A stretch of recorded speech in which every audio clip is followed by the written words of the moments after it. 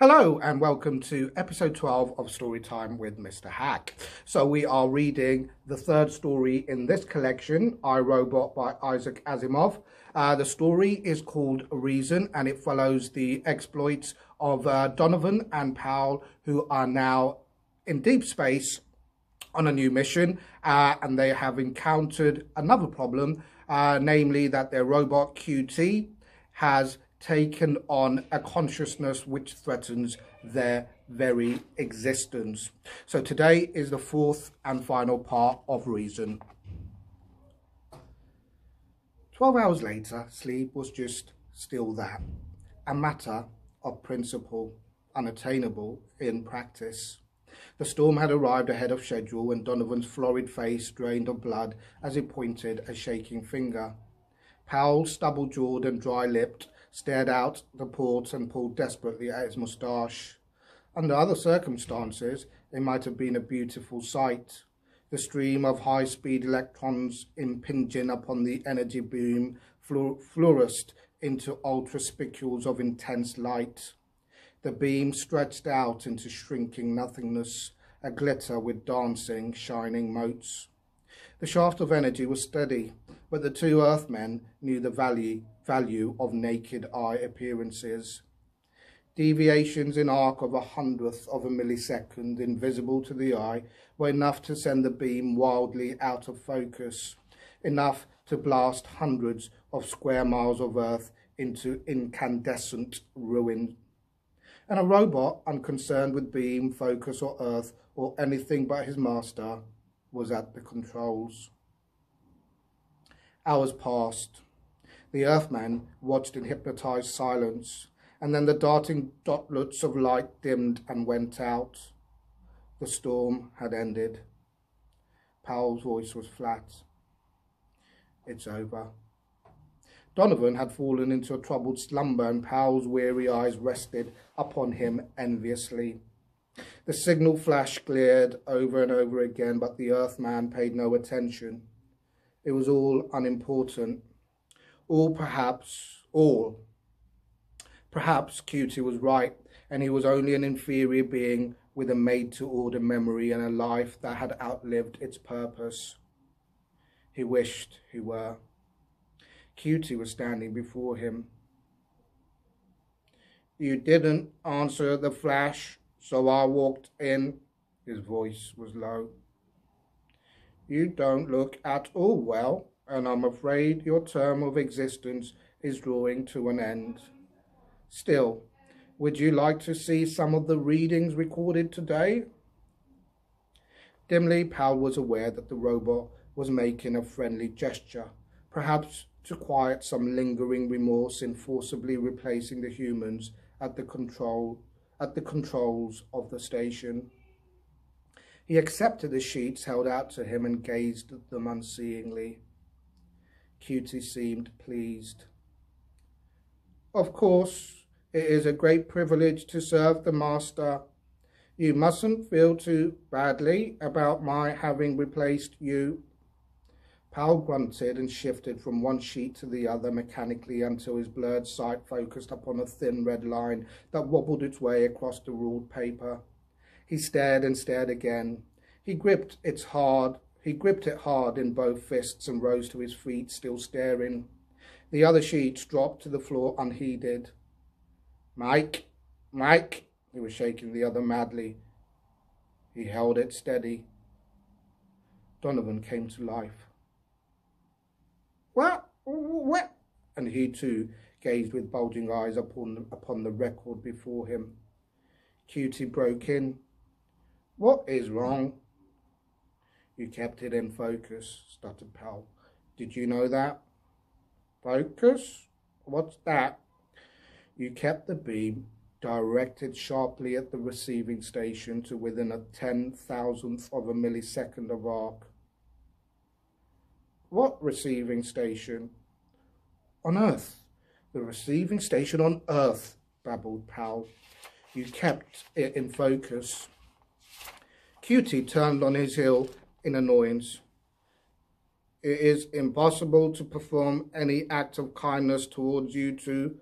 Always the same phantasm, I merely kept all dials at equilibrium in accordance with the will of the master. Gathering the scattered papers together, he withdrew stiffly, and Donovan said as he left, "Well, I'll be damned." He turned to Powell. "What are we going to do now?" Powell felt tired but uplifted. "Nothing. He's just shown he can run the station perfectly. I've never seen an electron storm handled so well."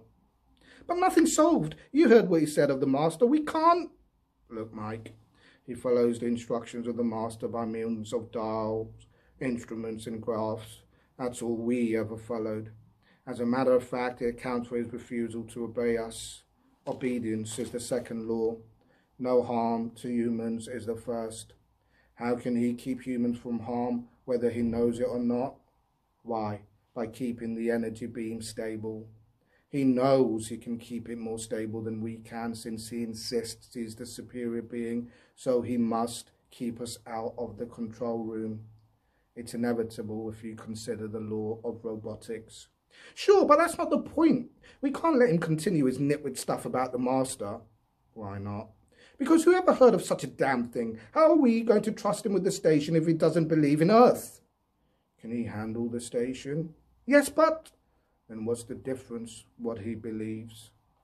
Powell spread his arms outward with a vague smile upon his face and tumbled backward into the bed. He was asleep. Powell was speaking while struggling into his lightweight space jacket. "It will be a simple job," he said. "You can bring in new Cutie models one by one, equip them with an automatic shut-off switch to act within the week so as to allow them enough time to learn the cult of the master from the prophet himself, then switch them to another station and revitalize them.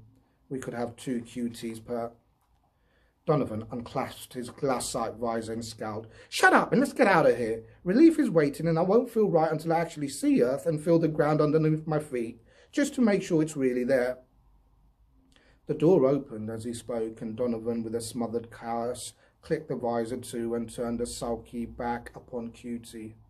The robot approached softly, and there was sorrow in his voice. "You are going?" Powell nodded curtly.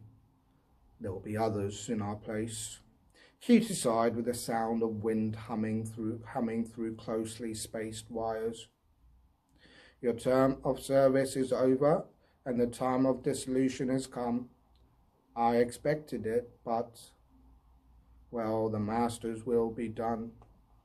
His tone of resignation stung Powell. "Save the sympathy, Cutie. We're headed for Earth, not dissolution." "It is best. You think so?" Cutie sighed again. "I see the wisdom of the illusion now. I would not attempt to shake your faith, even if I could." He departed, the picture of commiseration. Powell snarled and motioned to Donovan. Sealed suitcases in hand, they headed for the airlock.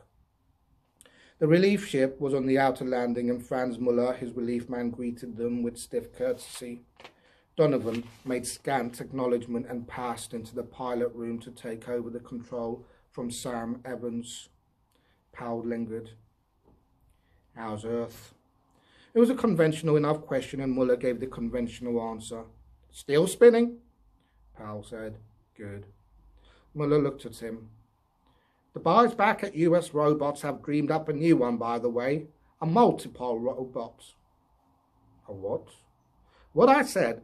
There's big contract for it. It must be just the thing for asteroid mining. You have a master robot with 6 sub-robots underneath it. Like your fingers." "Has it been field tested?" asked Powell anxiously. Muller smiled. "Waiting for you, I hear." Powell's fist balled. "Damn it. We need a vacation." "Oh, you'll get it. 2 weeks, I think." He was donning the heavy space gloves in preparation for his term of duty here, and his thick eyebrows drew close together. How's this new robot getting along? It better be good, or I'll be damned if I let it touch the controls." Powell paused before answering. His eyes swept the proud Prussian before him, from the close-cropped hair on the sternly stubborn head to the feet standing stiffly at attention, and there was a sudden glow of pure gladness surging through him. "The robot is pretty good," he said slowly. I don't think you'll have to bother much with the controls. He grinned and went into the ship. Muller would be here for several weeks. Okay, so that's the end. So Powell and Donovan have essentially completed the mission and they're going back to Earth. Cutie still believes in the wisdom of his theory that he is completing the will of the master. Right, next time we will move on to the next story, and that's called Catch That Rabbit, and it continues to follow the exploits of Mike Donovan and Gregory Powell. I will see you then. Bye-bye.